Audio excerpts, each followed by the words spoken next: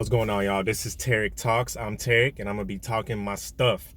So this whole mating, male dating crisis for college students or college-wise, this is basically the crisis they call it. Is basically more women than men are going to college, and this is creating undesirable men. Okay, it's creating men that make less money than women, and we all know, we've all heard about the hypergamy, how women, when it comes to long-term relationships, now keep that word long-term in mind because it's gonna come in handy. When it comes to long-term relationships like marriage, stuff like that, they want a man that makes way more than them. Okay, and usually this happens when they get a little older. We all know this. So I've been noticing this for quite some time now. Almost every single IG page I go to, and it's a female, I see her with her college degree, with her cap and gown, with her degrees, and all these IG pages, these chicks are wearing suits. They're wearing suits now. I've noticed this trend so much, at least in Houston. I don't know what major city. Y'all put if y'all see this trend too.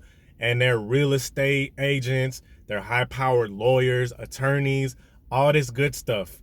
So yes, it is apparent that roles are being reversed. Roles are being switched. Whoever's doing this, the powers that be, Matrix, Neo, Morpheus, dig what I'm saying, Agent Smith, whoever's doing this is succeeding because these women are way more quote unquote bossed up than they have ever been, right? And we see the more masculinity in women. We see it's apparent, it's glaring. If you think it's not there, you're kidding yourself, right? And we see men acting way more feminine nowadays too. That is extremely apparent as well. We see this. Now, here's where the problem comes along, right? But I also have a solution. So what I said earlier about the whole long-term thing, when a woman gets up in her age, when she's in her late 20s or mid 20s or 30s or whatever, especially if she's high powered, if she's one of these high powered real estate agents or whatever she is, realist, lawyer, attorney, whatever high powered job she is, fucking CEO of Texaco or CEO of the fucking world, whatever she is, she's gonna be looking for a man to settle down with. Here's the thing though, and here's what we've been hearing the whole time. This dude has to make way more than her, right? Not a little bit, way more.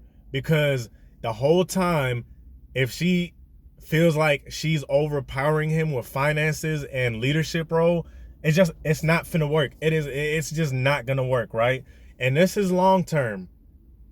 Now pay attention. These are where the whole beta provider shit comes in. We've all heard this, and I hate using that word beta because not every married man is beta, okay? Get that out of your head. But this is where the whole provider thing comes in. Because let's be honest, when she gets in a relationship with a guy that she wants way more richer than her, trust and believe she's barely gonna be spending the money that she gonna be spending. All that guap she's making is on herself, and she's gonna want the guy to take care of her. This is it. This is it, fellas. You can go around it. You can try to deny it. Because trust and believe, if she is in that relationship and she has to spend her money, she's going to start feeling like, okay, I'm spending my money. This guy is useless. Okay? So let's go to the short-term type of guys they're going to be looking for. Because trust and believe, gentlemen, these chicks, these high-powered chicks, trust and believe, if you think they're not out here getting down with guys they find sexually appealing, sexually attractive, if you think they're not getting down with these guys and letting them pipe, you are out of your ever-loving mind. You know, these bachelorette parties, these private parties, they be hiring these male escorts and male strippers and stuff. Uncle Rom has said this before. They get down and dirty. And they give their bodies for absolutely nothing, right? So here's how you can kind of combat this. First of all, whatever your passion is, whether you skateboard, boy, you better find the most steep rail and grind off that mud. Kickflip on that bitch. You dig? If you play video games, you better find you a Twitch server or however y'all do it, and you better get paid playing Call of Duty. You better be the best sniper.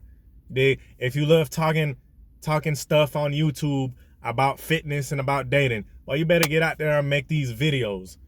And at the same time, you need to work on your what?